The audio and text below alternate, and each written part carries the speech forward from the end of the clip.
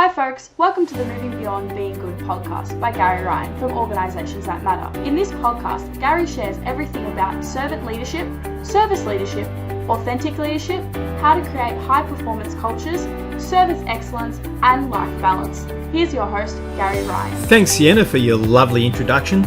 This episode is a recording from a program I ran for club committee members at a university. University clubs are a great place to develop your leadership skills, and the focus of this episode is around high quality conversations. Now, you don't have to be on a university club committee to get the benefits from this episode. Listen in, take notes, you won't regret it.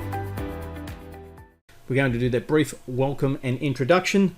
We'll explain the quality conversations model and help you to be aware of how the model can be used in every single conversation, especially for your clubs, but also in your studies and your part-time work, and certainly in your careers moving forward.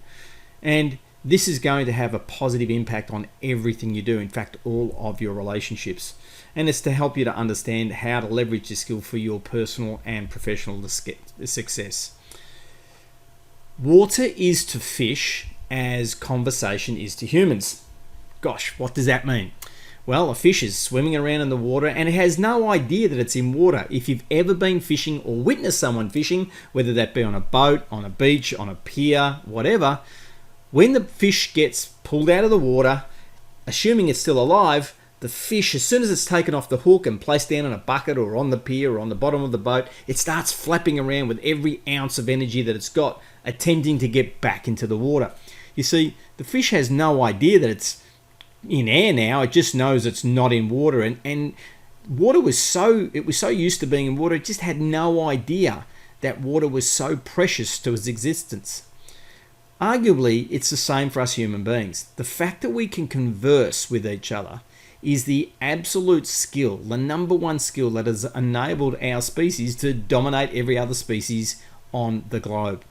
And yet we take it for granted. We all can converse, and as a result of that, we believe that we're really good at it. And to a large degree, we are pretty good at it, but often it gets in the road when we're not as good as we could be, which is why putting some focus and effort into every single conversation and learning some critical skills to learn how to do that is essential for your personal and professional success, and certainly the success of your club. So here's a model. The quality of our conversations impacts the quality of our decisions, which impacts the quality of our actions, and then ultimately over time impacts the quality of our performance. So if the quality of our conversation starts off as average or poor, then there's every chance we'll be making average or poor decisions. Our actions won't be as good as they could be, and we certainly won't end up getting the overall performance that we desired. Now, you and your clubs, you're sacrificing your time, you're doing it in your spare time. You still want your club to be the best club it can be, given the fact that it's run by students. Why can it not still be very successful? Well, it's going to start with the quality of your conversations, and equally, you're going to save a lot of time if you improve the quality of your conversations. So there are 5 characteristics of high quality conversations. The first one is to listen for understanding. Your first goal is to listen to what is being said. If you actually start to really focus on your listening, you'll find that for many of you, you're actually listening for argument, meaning you're listening to prove to the other person that they're wrong and you're right. So you've got this argumentative style. Now, if you're ever on a debating team, that's exactly what you were trained to do. I'm not saying debating's bad. I was on debating teams myself, but it does give you a highly tuned ability to pick up on things that when you're listening to show that someone else is wrong when you are right. What we want to do is shift that focus to determining that I understand exactly what has been said by whomever I'm speaking with. So this is essential that we understand what is being said. So you do not have to agree with what is being said. You just need to understand it. Now, to do that, listen for the nouns or naming words, the verbs or action words, or in fact, action phrases that are being said by anyone that you're listening to. So you listen for the nouns, the names of things that they use, you listen for the verbs, the action words they use, and any action phrases, words that sound like they've got some action happening in them. Now, you'll start to notice that there are lots of nouns, verbs, and action phrases being said, and there's nearly too many.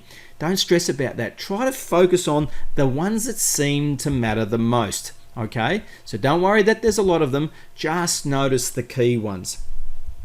Then what you want to do is you want to use those exact words and use them in your conversation. So try to listen for the names. Many of you might say, I'm very terrible at people's names. Well, it's partly because you just haven't really ever given it deliberate focus. So if you give it deliberate focus, listen for the names of places that they've been, names of organizations that they might be talking about, names of food that they were eating. And it's okay to have questions about, you said you were eating something. What was that something again? And they will give you the noun, okay? But eating is a verb. So you said you were eating, so you picked up on that fact that they were eating, and that's the verb that you utilize in the conversation going forward. So what you want to do is to pick up on their keywords and then build them into the things that you say, and in particular the questions that you ask.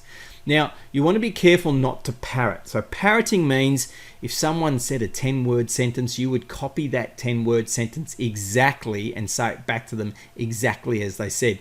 For most people that are competent in a language, that's seen as being quite rude. So it's not a good idea to parrot someone and say back exactly what they said in an effort to show that you understood them. So just use the key words.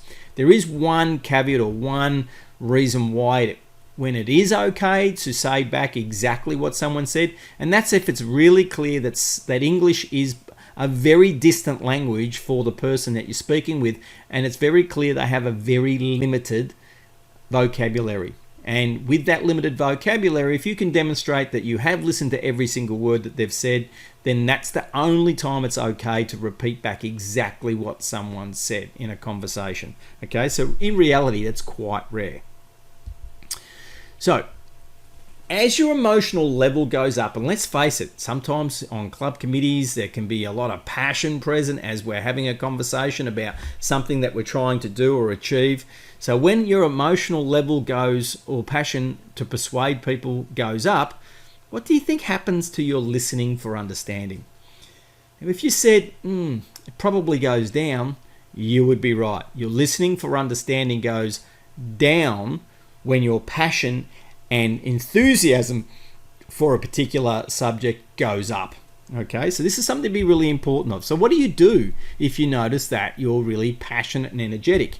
Well, your body will let you know that your emotional state is going up. Your classic, your lips will get dry, your heart rate will go up, you'll feel funny in the tummy, you'll feel quite energetic. These are the sorts of things that your body will tell you. So learn to notice this change in your body when you're in conversation and use it as a powerful trigger to help you to remember to do some techniques, fundamentally mindfulness techniques, to help you get more centered so that you can continue to listen for understanding for whatever the other people are saying.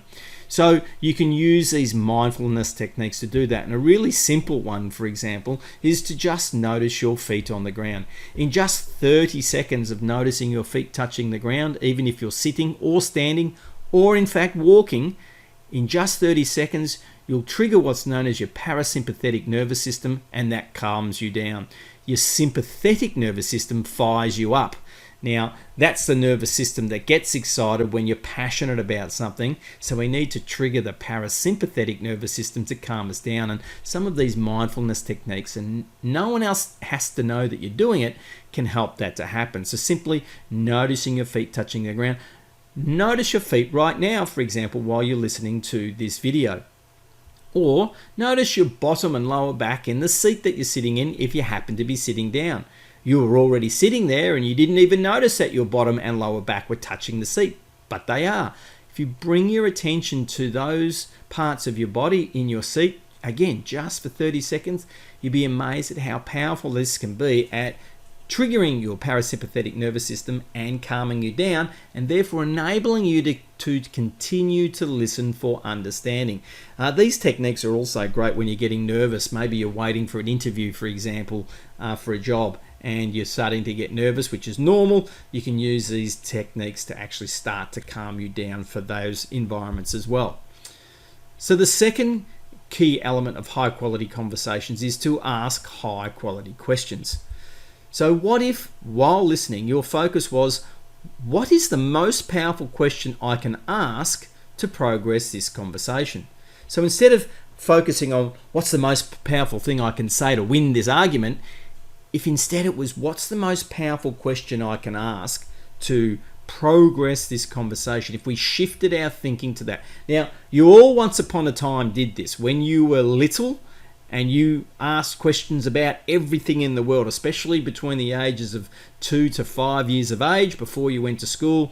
Most of you would have asked 126 questions minimum per day, because you were looking for answers to things that you were curious about. So this is about having a curious mindset to help us focus on what is the most powerful question that I can ask to progress this conversation. So what does that look like? Well, a high quality question is genuine, which means you don't actually know the answer. You're not trying to set someone up with a leading question.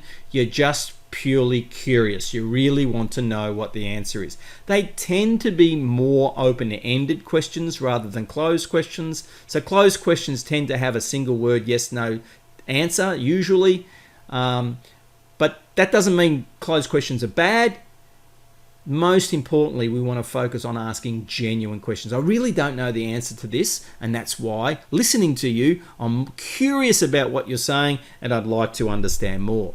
So they are focused on the topic or the agenda of what the other person is actually talking about, not your topic or agenda. So this is a really big key. If you start asking questions about things that aren't related to what the other person was talking about, they'll be very, very, very clear that you were not, in fact, listening to them at all, and that will upset them. So high quality questions help to build shared understanding between you and the other person, and in fact between an entire committee if you're asking high quality questions. Now, there's a tool that we can relate back to the creative tension session that you've attended already prior to this one. If you haven't, go back to number 3, check out the creative tension, because creative tension is a great tool to help you to ask some high quality questions just with the way that it's structured. So you might remember, for this tool is useful for planning, setting goals, overcoming challenges, connecting to the big picture and more. And it really starts with asking the question, what does success look like? You'll be amazed how often we'll be in the devil of the detail, but we haven't got a shared understanding of the success that we're trying to achieve, particularly if this is in relation to an event that you're planning. So how many students would be there if it was successful? What would be some of the things we would hear them say to each other during the event? What would be some things they would say after the event? If we went and did some sort of a survey, what would the score out of 5 be if 5 was the best experience that you could imagine that they were saying that they had? So get clear about what success looks like and ask questions along those lines. Equally, using creative tension, we need to be grounded in reality. We've got to be grounded in our current reality or our starting point. So sometimes we're not, it becomes evident that some of us think things are going along really well and others think they're not going so well. Well, we'll need to ask some questions about, well, where are we really at? Now, often, folks, it's a combination of both. It is true. Some folks think things are going really well and some folks think they aren't. You just think of some of the subjects you're studying at university, some of the subjects you think are awesome, and some of your friends think they're terrible, and vice versa. So that's pretty normal. And thirdly, your questions could be around the idea of what do we need to do. Now, we nearly always have to do some research if we're going to do something. So for example, if you want to run something at a venue, well, you need to do some research to find out if that venue is available and what they're going to charge, for example, as some really low-level examples of doing some research. So when I say research, I don't mean university research. I really mean you need to go and find some things out. About understanding the smart, hard work to do, which is what we covered off in the self-talk session. So I encourage you to go back to that session. So again, all of these sessions are interrelated, folks, and interconnected. So they do cross over in terms of the content supporting each other. So go and check out the session on constructive self-talk if you haven't seen that one yet. And of course, that one always leads us to ask the question of right now, where we're at right now in whatever direction we're going to create, whatever outcome we're trying to create, what is the most powerful and most important action that will progress the furthest towards our goal. So really getting skilled at asking that question. It's a very, very useful question that you just keep asking. Once you've completed whatever that task is, you ask it again. Right now, what is the most important action that will progress me or us the furthest toward our goal? Third, let people finish speaking. If you're the sort of person that talks over the top of people, you need to stop that. It's very annoying for people and very upsetting. So learn to let people finish speaking. And sometimes that can be hard because maybe they're not as profound at English as you are. So you need to be patient. So this skill builds up our attribute of patience and our characteristic of patience, folks. So it's really important that you let people finish speaking as much as humanly possible. So notice how often people talk over the top of each other. Notice it in your committee meetings, and notice it when people get passionate and energetic, that's often what starts to happen. People start to talk over the top of each other. So when you're doing it, it's a sign that you're not listening. As much as possible, again, let people finish speaking before you speak. There is a single caveat to that is if someone's being off topic, it is okay to stop them and say, hey, Gary, you're being off topic right now. We need to get back on track. We're happy to talk about that when things finish, but right now, that's not the focus of this conversation. And you might be referencing back to an agenda, for example, that you've set to help with that. So there is that single caveat around. At times, it is appropriate to say, hey, I need you to stop so that we can get back on track with what we're actually supposed to be focused on. As you know, folks, the Moving Beyond Being Good podcast is proudly brought to you by Organisations That Matter. Here's a short message from our founder, Gary Ryan. Tonight I've got a gig on that starts at 5 p.m. through to 8 p.m. I've been up since 5 a.m. The reality is in life we need to have energy for action. We've got to understand how our energy works, because some days you've got to have a long day. You also need to have plenty of energy for your relationships, if you're a parent, for your wife, for your children, for your best friends. You've got to have energy for the physical things that you want to do in your life. We need energy for action. That's the beauty of my book, Energy for Success. In 7 steps, my book will walk you through exactly what you need to do to identify the natural way to have energy for everything you need in your life. It's for the price of a coffee, $4.99 Australian. Seriously, it's the cheapest way to find out and work out for yourself, how do I make sure that I naturally have the energy that I need for all the things that I want to do successfully in my life. Check it out.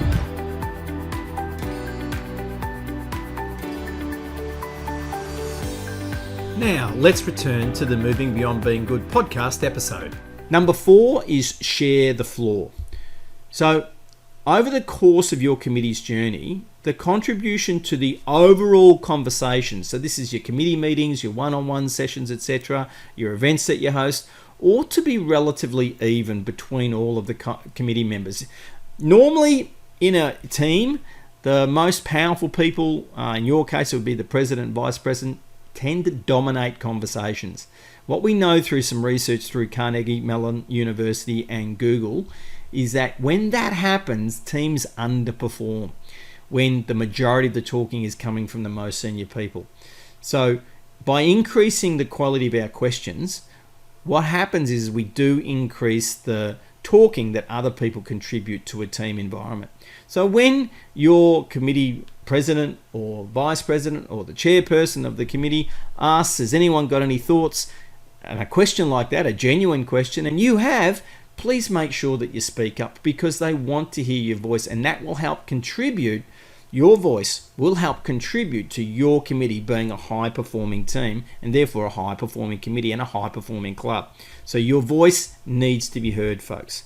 And the ability of people to speak up highlights psychological safety. And what psychological safety, which first came to the fore through Professor Amy Edmondson, is that you feel safe enough that you're not going to be ridiculed for what you say, that people will know that it's genuine and that you're trying to contribute, and they're not going to laugh at you, or you're not going to get into trouble for what you say and for what your opinion is, even if it's different than the other opinions going on. In fact, that's really important, that we can get differences of opinions out there. Now, that said, when you have a different opinion to other people, you still need to be prepared to listen to the other perspectives, so that collectively you can hopefully discover something that no one had thought of at all, and you actually discover something brand new.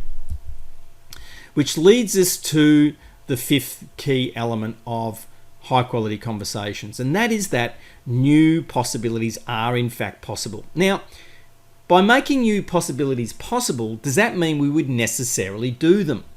And of course, the answer is no, but at least they get a chance to get the light of day, to be heard, and then we can work out, no, that's not for this time.